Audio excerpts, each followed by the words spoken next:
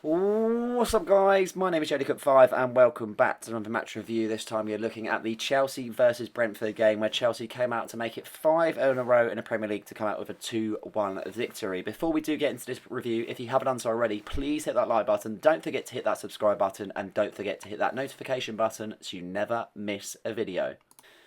So Chelsea 2, Brentford 1. The Blues finally take the sting out of the Bees to get a victory at home since Brentford have been promoted. It's been a very good victory and a very worthy one at that with the other results around us. Obviously City dropping points, Arsenal dropping points and Liverpool all dropping points. But remember, we're not in a title race. Going into this game I was fairly sceptical in fairness due to the previous one that we've had against the Bees. It's been quite adamant, well quite apparent in fairness that we just haven't really seemed to be perform against them, and they're just some sort of a bogey team in fairness. We started the game okay, shall we say. I wouldn't say there was a lot of pace about it to really say that, you know, we deserve to kind of go on from there. Couple of chances here and there, couple of decent moves. Brentford didn't really pose any sort of threats in the first half whatsoever. Just lacked a lot of urgency, lacked a lot of moments to be able to kind of get the ball together and really do something of it. Kind of reminded me of what we used to play like in terms of being really slow, kind of going back and forth. No urgency in the play, no sort of movement to really want to get forward for ourselves. And that was the real issue for me in the first half. But it was nice for ourselves to be able to get a goal after Noni Madueke put a lovely ball into the box, and in came Cucurella leaping to get the ball, and it was a great finish from the Spaniard to be able to open up the scoring just before half time. It was nice to be going to half time, 1-0 up, because in fairness, it could have easily been 0-0. It was just one of those games where you could really feel like it had kind of draw written all over it from what we saw. But yeah, happy to go in at the break 1-0, sorry, and it was just the case of being able to kind of go on from there and kind of build on that. Second half, we didn't really seem to do that again.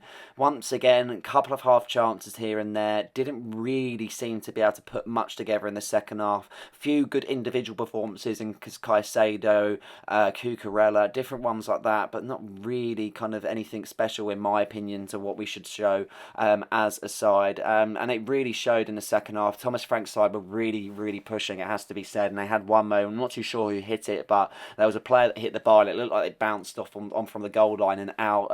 There was another moment from a corner where Robert Sanchez made a fantastic save. Brentford were really pushing, and luckily for ourselves, just beforehand Nicholas Jackson missed an absolute sitter, but luckily he was able to make amends with that one after a blazing run past the defenders. Ethan Pinnock had his work cut out on that particular occasion, and Nicholas Jackson was able to fire Hearn past Flacken into the bottom corner to make it 2-0. Really comfortable from that point onwards. With only 10 minutes left to spare in the game, we knew the game was pretty much job done. It was just a case of seeing it out, but in typical Chelsea fashion, we conceded a goal due to Brian Mbuemo's efforts in the 90th with 7 left on the clock. It was always going to make for an edgy sort of 7, that's for sure. And unfortunately for themselves, they weren't able to get back into the game, but it really did cause some problems for ourselves, that's for sure. But happy to get over the line. I wouldn't say it's the most dominant performance that we've ever put in, but I can say that we were probably the better side. I mean, on paper, you look at it, 62% possession, 38% possession, 26 shots for Chelsea compared to Brentford's 9, with only 8 recorded on target compared to Brentford's 4, 503 passes compared to their 318. So statistically, it looks like we kind of realistically dominated, and there was no kind of argument for that whatsoever for why we didn't. But at the same time, I just didn't think we were at the races compared to what we have been in previous games. But at the same time, also, this is what champions do. This is what winners do. We grind out results. We get the results when it's kind of not deserved to a degree, and the result could have gone another way. This game could have easily have been a draw if Fabio Carvalho was able to convert from 6 yards when hitting the bar. So when you weigh the actual game up in itself and taking our chances, I mean, this has been a second weekend in a row where we've been able to kind of make the most of other results around us and being able to kind of get the points on the board. I mean, we could actually go into Christmas at the top of the Premier League if other results do help us out once again. And it would be a very special thing to say that, but at the same time, I don't want to get too ahead of ourselves. Yes, we've won 5 Premier League games in a row. Yes, we are second. Yes, we are 2 points off of Liverpool, and we've gained points on Arsenal, City, and all the other teams surrounding us. But at the same time, you've got to look at it in a sense of, once again, the season is very long. Anything can happen this moment in time. Anything can happen in the Premier League. I mean, look at today's game with Manchester City and United. There was no way you'd think United would take all 3 points from that, but they did. Anything can just change with a flick of a light. It's one of those. I think that's what makes the Premier League so special. But at the same time, I feel like we have to be very kind of just observant of what's around us and take game by game and not worry too much of what's going on around us and just do our own thing at the end of the day. And that's probably why we have been very successful this season, because we haven't worried too much about what's going on. But yeah, really, really happy with the result. Really happy to see Marc Cucurella get his first Premier League goal, and happy to see Nicholas Jackson also get on the score sheet to get his 9th Premier League goal of the season. The only bad thing to be noted is Marc Cucurella was sent off right at the end. He had a yellow card at one point and he was getting chopped up left, right and centre near to the end of the second half. It seemed to be that he had a disagreement with the referee, and the referee did not like to hear it whatsoever, and unfortunately he gave him a red card, which is really, really strange to say, in fairness. I'm not too sure why. I'll have to read into it a little bit more and kind of see if they analyse it a little bit more. But at the same time, it's very, very strange, I have to say. And that was the only kind of negative to take out of the game, because he will be missing the next game against Everton. At least it wasn't a straight red and he misses all 3 games. At least it's only 1 game, but still I feel like we're going to miss him for that one. And Renato Vega will have to fill in. A few stats after that game as well. Chelsea have scored more goals, being 51, and won more games, being 15, and then more points, being 49 in the Premier League than any other side since May, which is very, very strange to hear, I have to say. We've earned 15 more points this season, also being on 34 than we did from the same corresponding 16 fixtures last season. We were sat on 19 points at that point in time, which is absolutely just crazy to see. Also with Cucurella's first Chelsea goal in the Premier League, it opened up on his 60th appearance for Chelsea also, so it's really nice to see that. And Nicholas Jackson was able to round off his 50th appearance with a goal, so a few landmarks on that particular one and a decent result. But let's get into my player ratings and we'll observe the lineup from here. This was a lineup to face Brentford. Robert Sanchez in goal. Not like he made any mistakes in the first half, but his distribution was very, very sketchy, it has to be said. I feel like he made up for that in the second half with some top saves, it has to be said. Didn't really get tested too much, but the points where he did, really, really did be able to kind of stay on his feet. I mean, Norgard's volley effort was a very, very good save. Just unlucky that he wasn't able to keep a clean sheet, but I'd give Sanchez a 7.0 today. Still not really sure on his capabilities as a Chelsea player at this moment in time, but I would give him a better rating compared to previous stats for sure. Moving on to the left hand side, Marc Cucurella would be my man of the match today.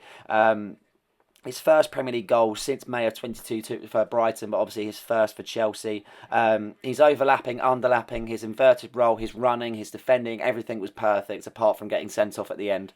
It was simple as that. He was definitely one of our better players on the pitch today, and he showed a lot of energy and he showed a lot of character on that left-hand side, and I have to give him a 9.0 for that. Superb stuff, and my man of the match personally. Moving on to the right-hand side, Malo Gusto. I still don't believe that he's at his best at whatever at this moment in time. He put a competent performance in. I don't feel like he was bad, but I just don't feel like he's just good enough on that right hand side to be able to charge forward. A few decent moments where he did, but I feel like he's probably still getting used to the role. But I give him a 6.5. Not the best, but not the worst, in fairness. Tosin, I thought aerially he was really strong, winning every sort of duel. There was a lot of interceptions he made today, and I felt like he was quite strong in that moment in time. He wasn't quick enough to stop Mbeumo, don't get me wrong, but at the same time, apart from that, I felt like he put in a really solid performance, and I give him a 7.2 today. Levi Colwill, I'll give him an 8.0 today. The defender made a superb block to be able to keep out Damsgaard effort, and he swept up most of the danger that was in front of him, in fairness, and did a proper defender's job. So an 8.0 today for Levi Colwill. Enzo Fernandez, 6.0. I didn't think he was good enough today. I think he had one moment in second half where he came close, where a shot was blocked, but he's had a positive run of form as of late, but I feel like Brentford did really well to be able to kind of slow him down and kind of shut him out of the game, in fairness, and didn't really see the best of what we've previously seen for Enzo Fernandez. Caicedo, I'd give an 8.0 today, could easily kind of contend with Cucurella with man of the match, in fairnesses. Some of the challenges that boy puts in, it's just Kante-esque, it really is. He puts himself on the line for every sort of challenge, makes sure that he runs back for every sort of ball. He's everywhere, and that's what I like about him. There's no giving up from Caicedo whatsoever, and the energy is just absolutely just lovable, in fairness. It's really, really nice to see him. Watching him as a player is absolutely outstanding, and he's definitely living up to that 100 million price tag. In terms of the attack, we had Jadon Sancho, Cole Palmer, and Noni Madueke. Going on with Jadon, 6.0, I felt like he got in some good positions and I felt like he made some good runs. He just didn't really do anything with it, in fairness. Was quiet for a lot of the game. He was driving into the box a fair bit and could have actually scored his own goal when he got put through at one point, but just didn't really seem to do enough for me. So a 6.0, and same goes for Cole Palmer. His touch and everything just looked a little bit off today. Just didn't really seem to get going, and it was much quieter in front of the own support compared to what we've usually seen, that's for sure. We're not going to expect a good game from Cole every game, because at the end of the day, some of the performances that he has put in late are absolutely outstanding, but hopefully he is at his best against Everton on Sunday. Noni Madueke got an assist for Mark Cucurella's goal. I thought he was pretty good. Some of his crosses weren't great. His first half wasn't the best. I'd give him a 7.3 in fairness, for the simple fact, just for that assist alone, and kind of creating a little bit more. Beat the defence quite well with his skill and pace. Just didn't really do enough with it, and I felt like he was a little bit sluggish near to the end of the second half, walking around, and just seemed like he lacked a lot of energy. But yeah, I've seen better performances, but again, I've seen worse from Noni Madueke. And finally, Nicholas Jackson was quite an up and down performance for himself. Obviously missing a sitter, but then resulting in a great finish. Didn't really seem to have a lot to do, in fairness, but he took his chances, and that's what we need from strikers. A solid 7.5 rating for Nicholas Jackson, and that adds to his 9th for the Premier League season. But yeah, a very good result against a bogey side, in fairness. I know they haven't been performing as well away from home compared to they have at home.